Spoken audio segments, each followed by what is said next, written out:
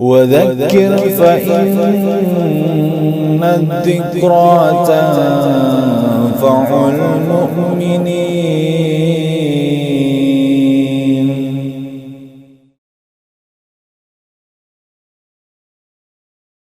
بسم الله الرحمن الرحيم.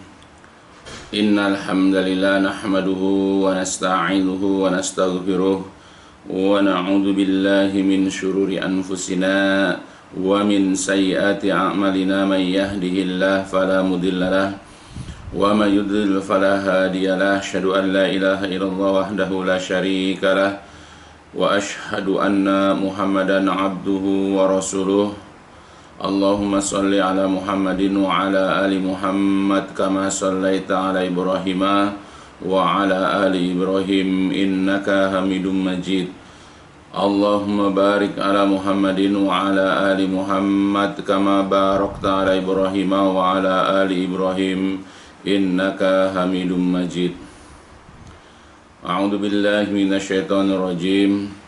يا أيها الذين آمنوا اتقوا الله حق تقاته ولا تموتن إلا وأنتم مسلمون. أما بعد فإن أصدق الحديث كتاب الله وخير الهدي هدي محمد صلى الله عليه وسلم وشر الأمور محدثاتها فإن كل محدثة بدعة وكل بدعة ضلالة وكل ضلالة في النار.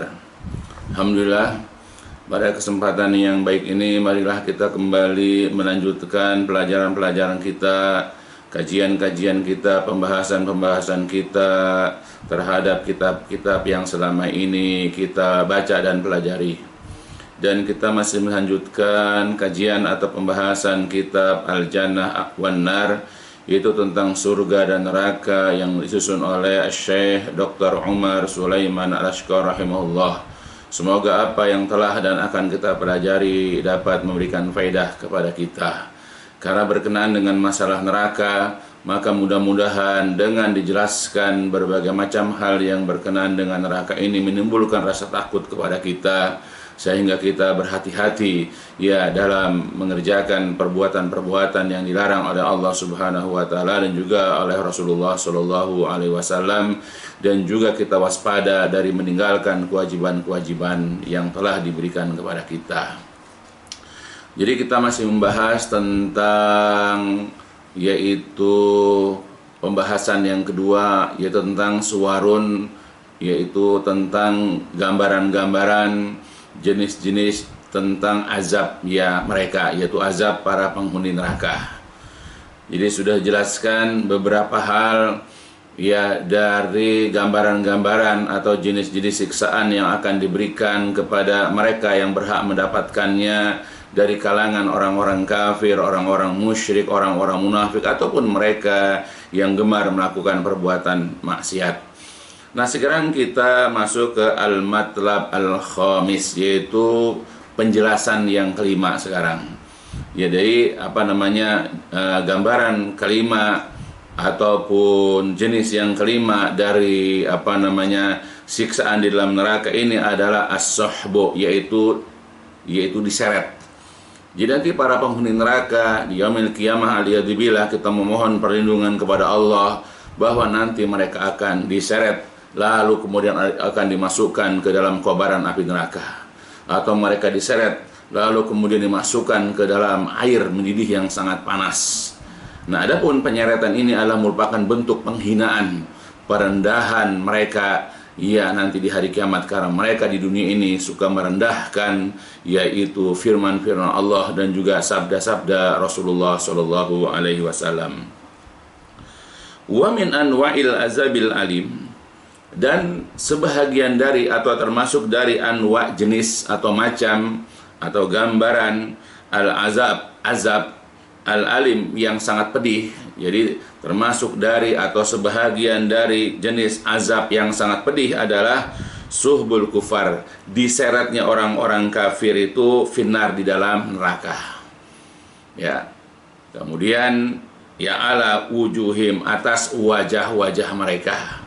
Jadi nanti mereka diseret, yaitu dengan diangkat kakinya, ditarik kakinya, kemudian wajahnya itu tertelungkup ke dalam ke tanah, lalu mereka diseret untuk penghinaan ya bagi mereka, yaitu orang-orang kafir atau orang-orang memang berhak untuk mendapatkannya. Itu. Ini adalah merupakan jenis atau macam yang kelima.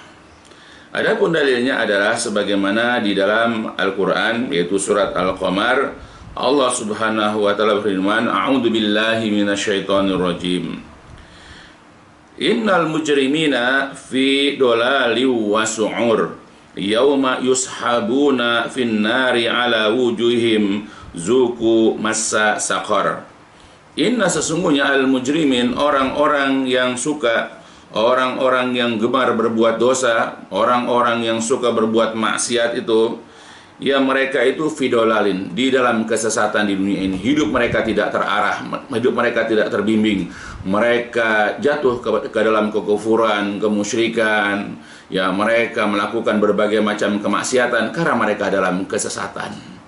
Mereka tidak dibimbing oleh wahyu, tapi mereka dibimbing yaitu oleh hawa nafsu mereka.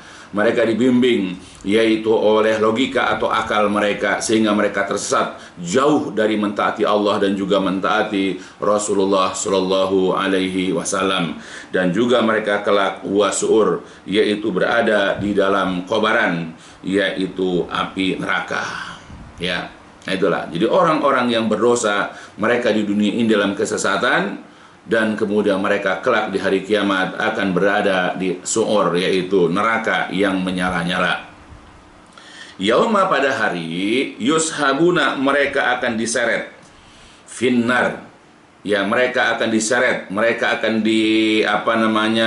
ditarik kaki mereka, lalu wajah-wajah mereka berada di tanah, ya pada hari akan diseret, yaitu finnar, mereka di dalam neraka, ala wujuhim, atas wajah-wajah mereka. Ya, jadi Allah menegaskan di sini dalam ayatnya bahwa nanti orang-orang yang berdosa ini, orang-orang kafir, orang-orang musyrik atau orang yang gemar berbuat maksiat dan dosa ini nanti akan diseret, yaitu atas wajah-wajah mereka, di mana nanti kaki mereka ditarik, lalu wajah mereka itu di bawah tanah, lalu kemudian diseret. Ya, ini adalah bukan bentuk penghinaan. Ya, sebagaimana seandainya di dunia ini misalnya ada seorang lelaki yang barangkali kurang dia memahami agama, lalu berselisih dengan istrinya di tengah jalan, lalu dia emosi dan marah, lalu dia menarik ya istrinya supaya pulang, lalu dia menarik istrinya di kerumunan orang. Nah, tujuanlah untuk ya tanpa dia sudah memperhinakan istri itu di hadapan orang, walaupun tidak ditarik kakinya, kemudian tidak berada wajahnya itu pada tanah misalnya, tapi perbuatan dia menarik yaitu baju istrinya atau baju tangannya, itu adalah dapat memperhinakan atau dapat merendahkan kedudukan istri. Makanya tidak boleh seorang laki-laki melakukan seperti itu, merendahkan pasangan, atau apalagi kebalikannya. Ya, jadi kalau seandainya ada perilaku menyeret, itu ada tanpa disebut ya sudah menghinakan orang yang diseret. Sama seperti juga kita orang tua kadang-kadang ya ketika anak kita misalnya rewel, menangis, guling-guling di tanah, lalu kemudian kita menarik anak kita, menyeret anak kita yang sedang menangis itu supaya pulang misalnya. Ya.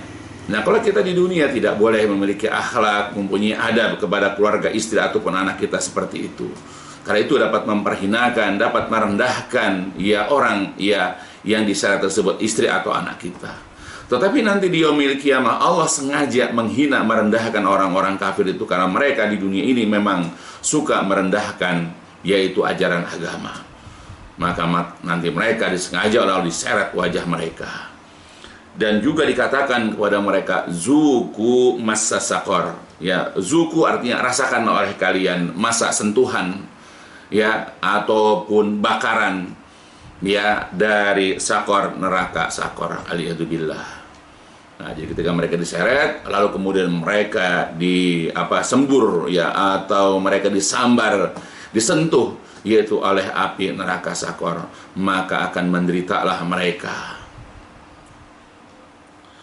Wa yazidu, dan akan menambah min alamihim, dari kepedihan mereka, dari rasa nyeri mereka, dari penderitaan mereka, yaitu halu suhbihim, yaitu kondisi atau keadaan, yaitu diseretnya mereka finnar, di dalam neraka. Ya, jadi sudah mereka dimasukkan ke dalam neraka, mereka sudah nyeri, sudah pedih, sudah menderita, ditambah lagi penderitaan mereka dengan diseret. Bahkan bukan hanya itu saja, annahum muqayyadun, bahwasanya mereka nanti akan diikat, mereka nanti akan dirantai bil kuyut, yaitu dengan tali temali, wal aglal, dan belenggu-belenggu, wasalasila, dan juga rantai-rantai. Jadi hari kiamat nanti mereka ketika diseret tersebut, dalam kondisi tubuh mereka itu diikat, yaitu dengan tali temali, dengan belenggu-belenggu, dan juga dengan rantai-rantai, sehingga mereka tidak bisa bergerak, mereka tidak bisa merontak-rontak. Sebagaimana kalau seandainya di dunia ini orang diseret dalam kondisi tidak terikat, maka mereka masih bisa berontak dan merontak. Tapi nanti di hari kiamat mereka tidak mampu, ya, bahkan mereka lemah dari berontak, apalagi ya mereka dalam kondisi diikat. Inilah bentuk ya penderitaan, kesusahan, kesulitan mereka di hari kiamat. Maka kita memohon kepada Allah agar kita dijauhkan dari bentuk siksaan ini, apalagi dengan tujuan untuk merendahkan dan menghinakan. Aliyadzubillah.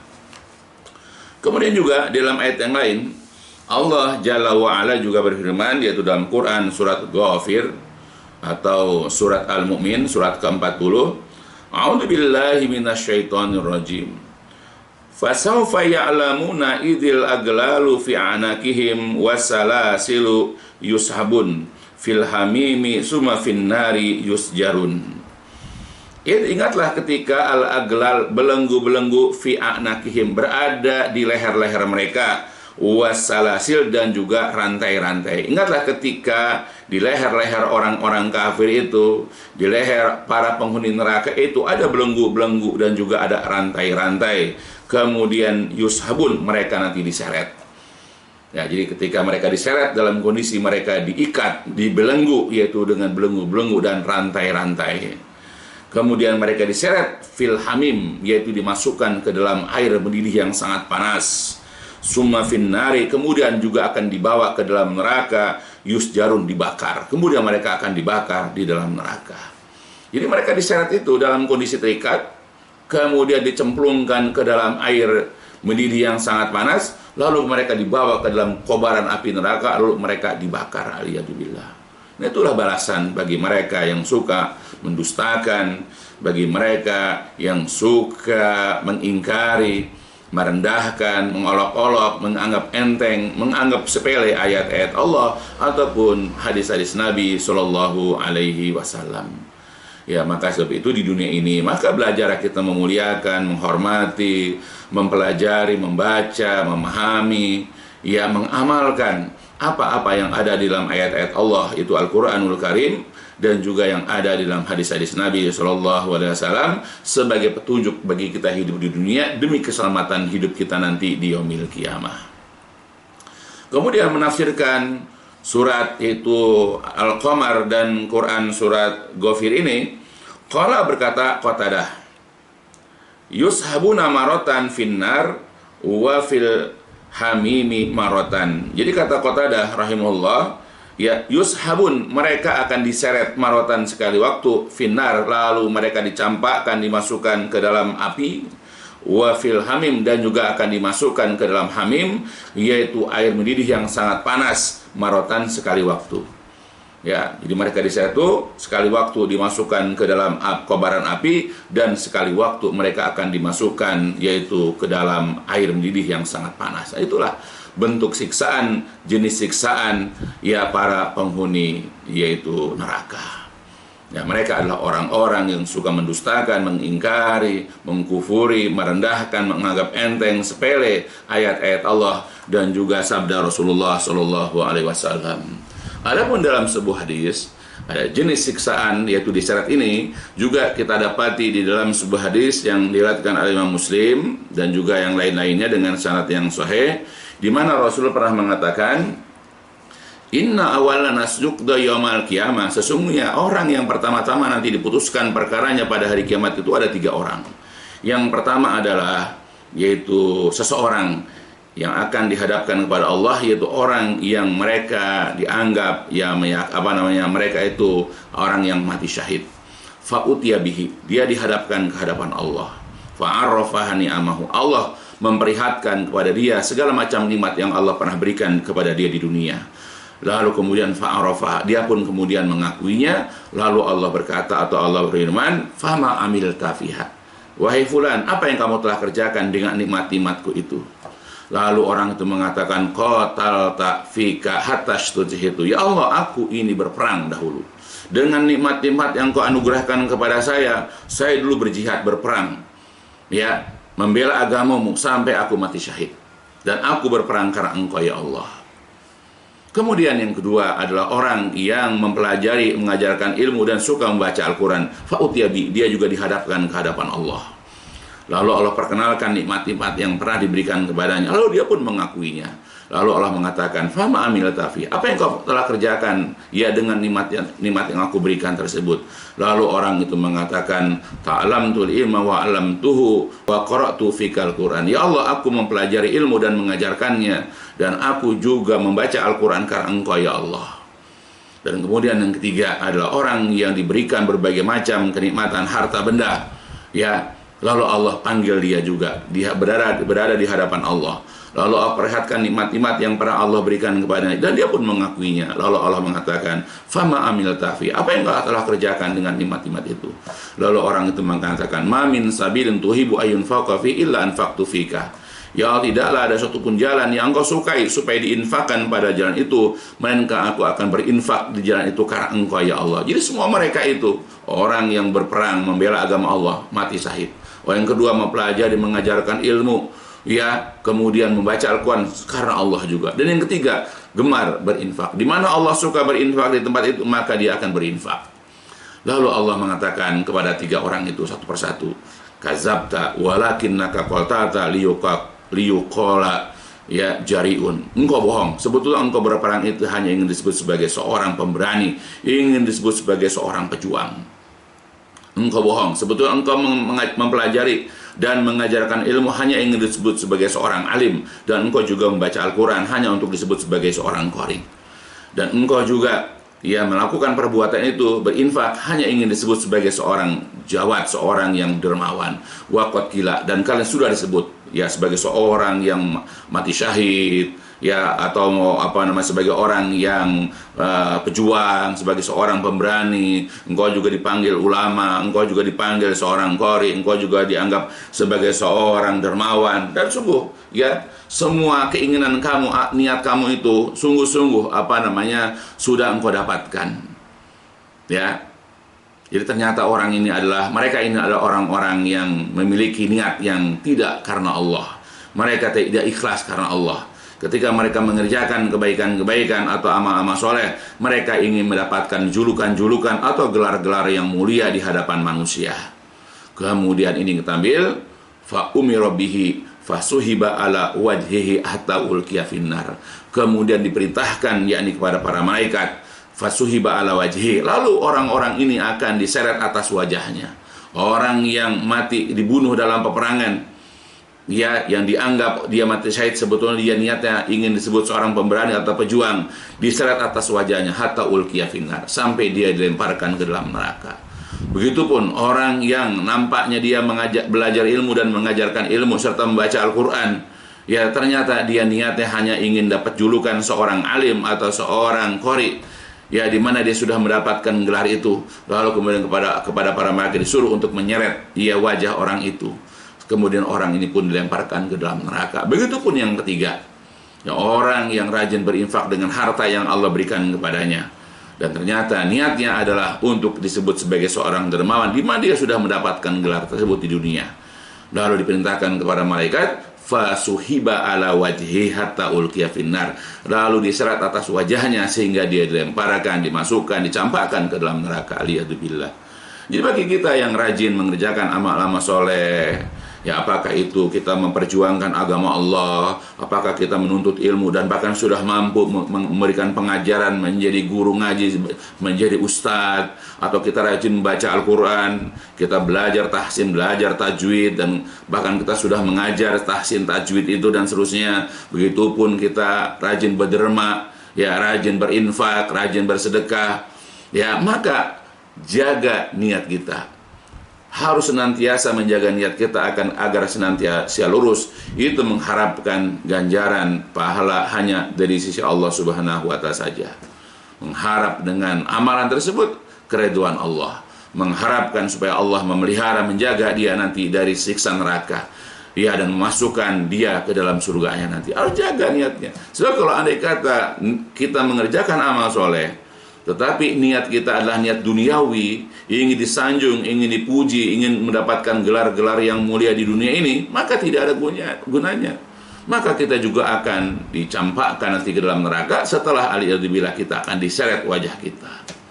Jadi bukan berarti kita sudah mengerjakan amal soleh, sudah membedakan kita dengan orang kafir nanti di hari kiamat. Boleh jadi kita mengerjakan amal soleh, orang kafir tidak.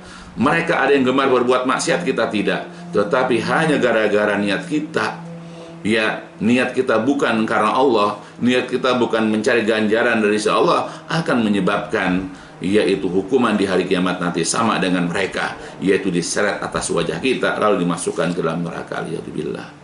Ya, mudah-mudahan ini menjadi pencerahan buat kita agar senantiasa kita, pertama ada jangan kita berada bersama yaitu orang-orang kafir, di mana mereka ingkar, di mana mereka kufur, di mana mereka mendustakan, meremehkan, menganggap enteng ayat-ayat Allah dan hadis-hadis Nabi. Mereka tidak mau mempelajari dan mengamalkannya, dan bahkan mereka menganggap ayat-ayat Allah ataupun hadis ini sesuatu yang hina, sesuatu yang rendah, yang tidak perlu ya jadi pegangan hidup buat mereka. Jangan kita menjadi bahagian mereka. Atau jangan jadi yang kedua, janganlah kita menjadi orang-orang yang rajin beramal, ya, rajin mengerjakan amal-amal soleh, rajin beribadah, tetapi kita tidak meluruskan niat kita. Maka jagalah niat kita. Mudah-mudahan dengan penjelasan ini senantiasa kita terhindar, senantiasa kita ini terjauhi, ya, dari siksa jenis yaitu yang kelima ini.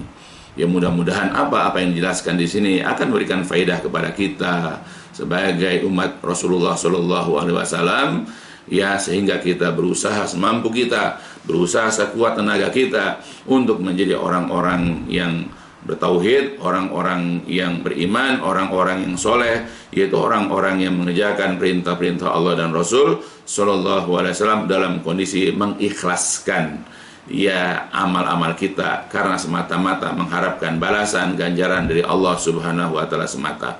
Sekali lagi mudah-mudahan bermanfaat buat saya pribadi, buat keluarga besar saya, dan juga untuk seluruh daripada kaum muslimin. Dicukupkan sampai di sini dulu. Insyaallah kita akan lanjut nanti dalam penjelasan selanjutnya. Walhamdulillahirabbil alamin. Subhanakallahumma wa bihamdika asyhadu an la ilaha illa anta astaghfiruka wa atubu ilaik. الدين النصيحة قلنا لمن يا رسول الله قال لله ولكتابه ولرسوله ولأئمة المسلمين وعمتهم